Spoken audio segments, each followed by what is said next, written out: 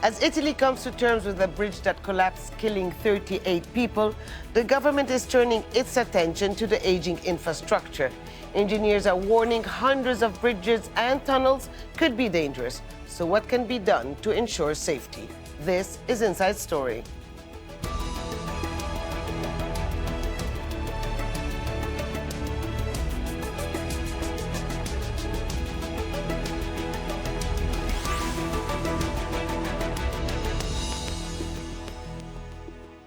Hello and welcome to the program. I'm Hoda Abdel-Hamid. With dozens now dead and the hope of finding any more survivors diminishing by the day, the Genoa bridge collapse has many across the world questioning how this could have happened and where the blame lies. On Tuesday, a huge section of the bridge simply crumbled to pieces, falling some 45 meters to the ground. Around 30 cars and trucks were on that section of the bridge at the time. Since then, rescuers have been scouring through the rubble and crawling between the blocks of concrete looking for survivors. And while there are many theories as to what caused the 51-year-old bridge to collapse, attention has turned to two factors: its design and its safety maintenance. But the disaster has also exposed worries across Italy. Just how safe are the country's roads and bridges? We'll bring in our guests in a moment, but first Natasha Butler has this report from Genoa. Well, the prosecutor here in Genoa says there are still 10 to 20 people missing, and that is why emergency workers, hundreds of them, and firefighters have been trying to sift through the rubble at the scene. They're still having to try and shift these huge concrete slabs which fell after the bridge collapsed on Tuesday using heavy machinery. Then they are going in with their bare hands, using sniffer dogs to try and see if there are any signs of life. As the hours and days pass, of course, hopes are diminishing, but there could still be somebody trapped in an air pocket. They could have survived this long, emergency workers say, and that is why they are continuing their work and say they will not give up until they're certain that there is nobody left there. Now, the country will be united in mourning on Saturday. There will be a state funeral, state ceremony here in Genoa, attended by families of the victims and also by the Prime Minister and various officials. But several families have actually said that they will be holding private funerals and ceremonies for their loved ones. This is, of course, a moment of great grief and sadness for them.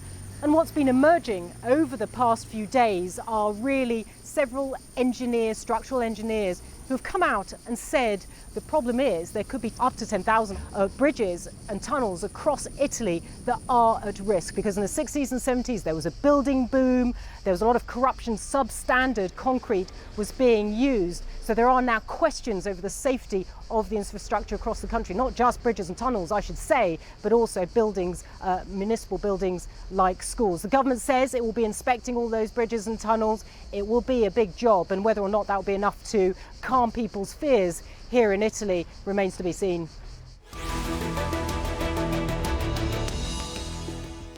So let's bring in our guests. From Genoa, Enrico Musso, Professor of Transport Economics at the University of Genoa.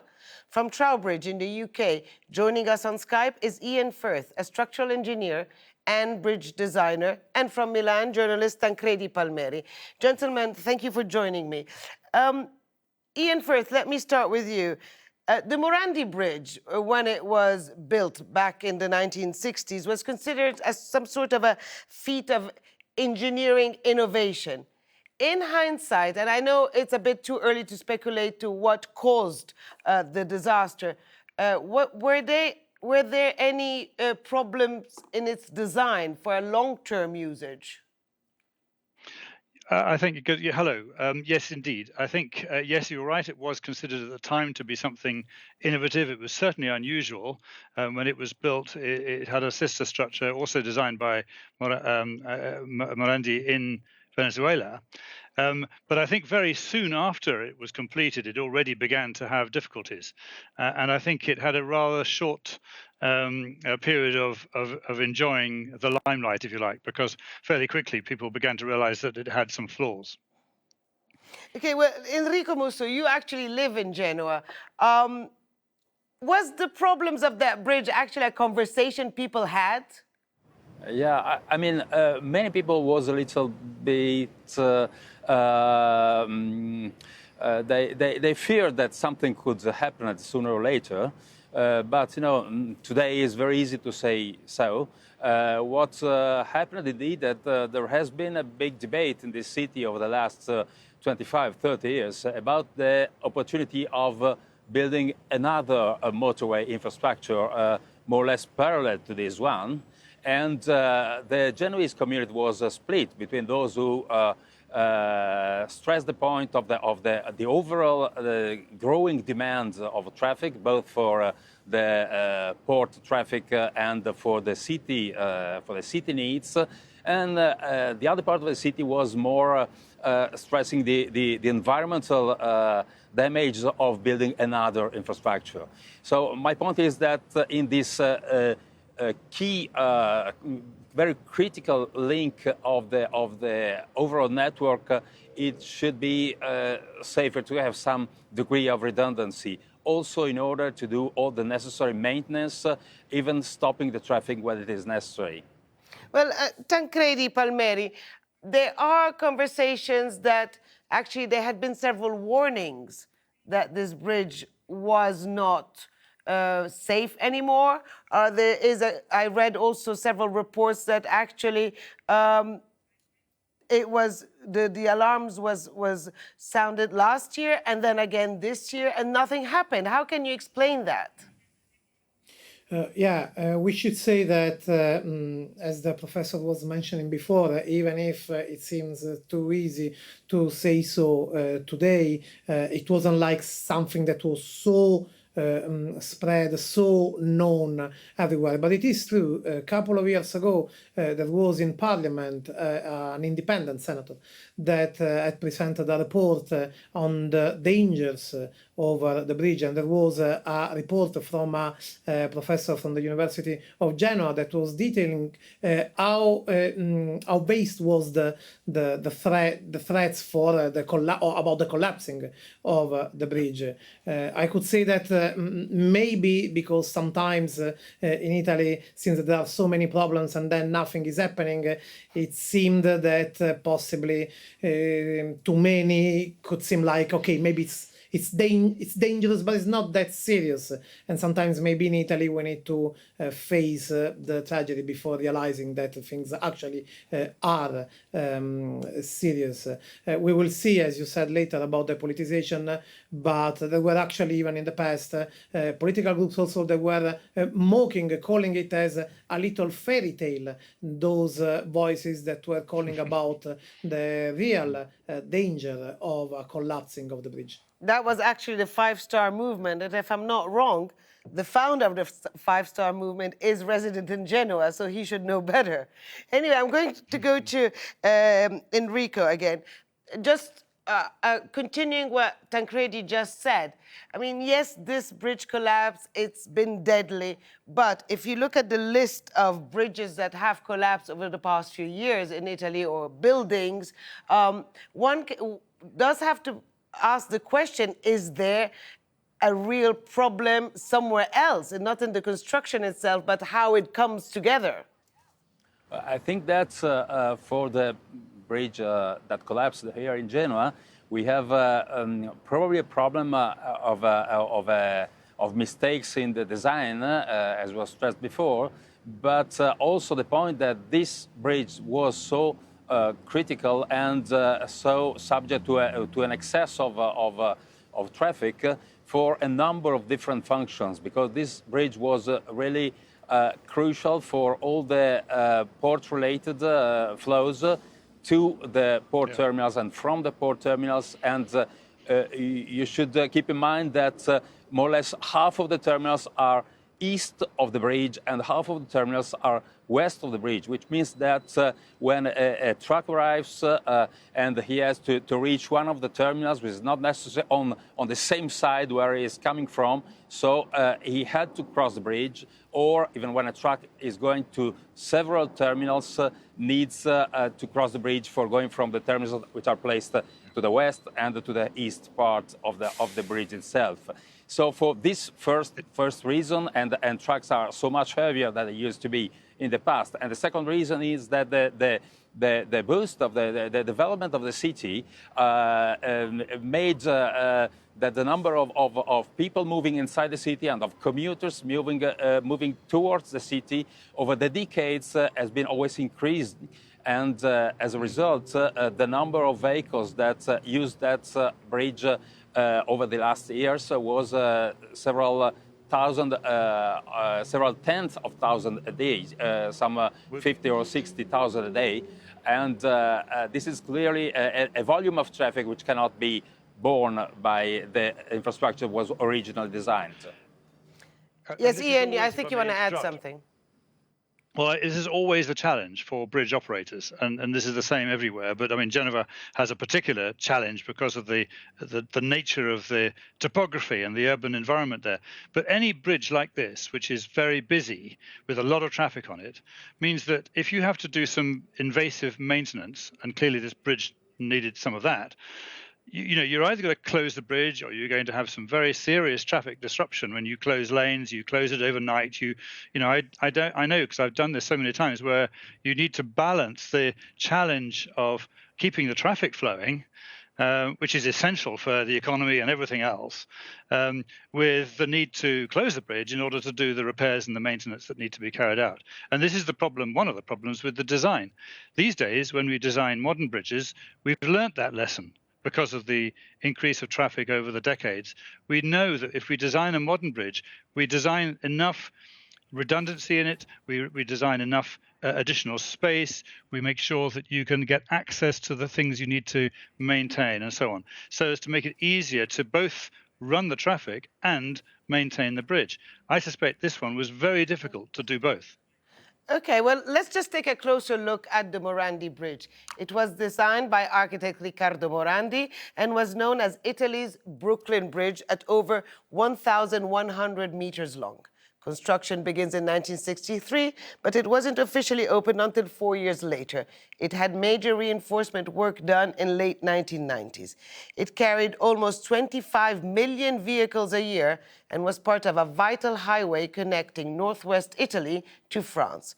The company that oversaw its maintenance had launched a $22 million tender for safety repairs just this May, and works were due to start in September. Now, I'm going, Ian, first. Civil engineers in Italy are saying that the bridge has passed its lifespan. What does it mean exactly? Well, obviously, evidently, something has collapsed. But the lifespan of a bridge is we design a bridge for 100 years, 120 years, sometimes 200 years. So but that doesn't mean that the bridge is going to fall down, the next year. It means that we design it for a certain set of situations, certain kinds of loads that might be predicted to occur within that period of time. But I mean, this bridge should have had many, many more decades of good life in it if it had been properly maintained. Now, we know that it has had maintenance work. You just said it had major intervention a few years ago. We also know that they were due to do the next phase of that coming up, starting in September. And this is exactly the point I was making earlier on. If they had the luxury of closing the bridge and doing all the maintenance work in one go, if they had the budget to do so, of course, then they could have done so and all that work would have been done. But my hunch is that 3 or 4 years ago, when they did the work at the east end of the bridge, and you can see that very clearly with the work that was done there, those cables were reinforced and they were about to do the next ones. If they'd done them all at the same time, this wouldn't have happened. But as it was, they did the first one. There are 3 towers. They did the first one. Perhaps they were coming to do the second and the third now, starting in September. Sadly, they were too late. Okay. And Enrico, the government is now saying, yes, we will look at other bridges, tunnels, schools, public buildings, etc. And other countries in Europe have said exactly the same thing. But why is it in Italy it's something that happens more often than in other European countries? I mean, there were, I think, about 12 bridges that collapsed just over the past few years, or something like that. Why in Italy? Well, there is probably a problem of proper maintenance, which is not being done over the Italian infrastructure. But the case that happened here in Genoa is to some extent paradigmatic of what might happen elsewhere in Italy. I mean that sometimes the delay, the postponing the decision concerning the overall infrastructure design and the overall plan for developing new infrastructures means that you have to use the old one until they break. Okay, so if you have only one pair of shoes, then sooner or later you are going to break it. If you have a second pair, when you go that it needs to be repaired, you use the second pair and you get the first pair being repaired. And this is precisely what I think didn't happen for the bridge of Genoa, and probably somewhere else in Italy it might happen the same.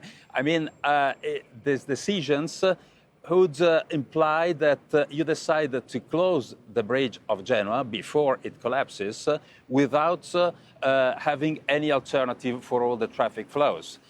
This is a decision which is very difficult to assume, to take, much more difficult than if you have another parallel motorway that is capable of assuming the traffic for a while. So the radical maintenance, which has been done in the 90s for the first pillar, as it has been reminded a few minutes ago, was not yet done for the second and the central pillar, who actually collapsed 2 days ago. We don't know if this kind of radical maintenance would have been sufficient for avoiding the collapse, but of course the fact that this was planned for this autumn, but unfortunately it is too late now. It's probably one of the reasons why we are now crying about such a big tragedy. Okay, and Tancredi Palmeri, some bodies are still unaccounted for. Rescuers are saying that they don't know if there's anyone under the rubble, but the political row has already started, whether within Italy or with Brussels. So the Deputy Prime Minister, Matteo Salvini, said that, or pointed the finger at Europe, saying that it's the austerity measures that were imposed by Europe that caused this. Is that a fair statement?